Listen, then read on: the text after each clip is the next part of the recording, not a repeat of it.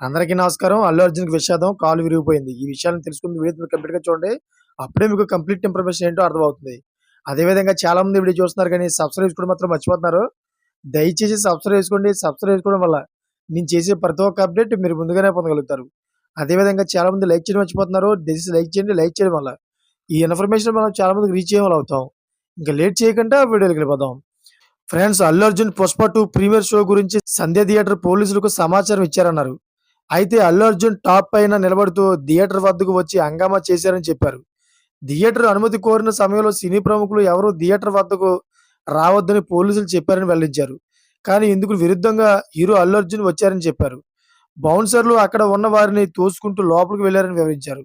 అక్కడ ఉన్న జనం తప్పించుకునే క్రమంలో రేవతి తన కుమారుడిని పట్టుకొని పక్కకు వెళ్లే ప్రయత్నం చేశారని చెప్పుకొచ్చారు.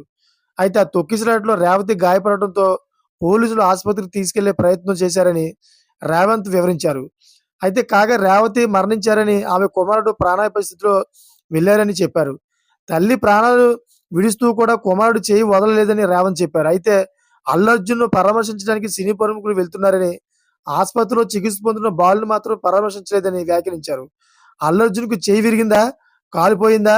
కన్ను పోయిందా? కిడ్నీ పోయిందా? ఎందుకు పరామర్శం చేస్తున్నారని రేవంత్ ప్రశ్నించారు. ఒక్కరోజు హీరో పోలీస్ స్టేషన్‌కి వెళ్తే సినీ ప్రముఖులు కన్నీరు కారుస్తున్నారని రేవంత్ రెడ్డి మండిపడ్డారు.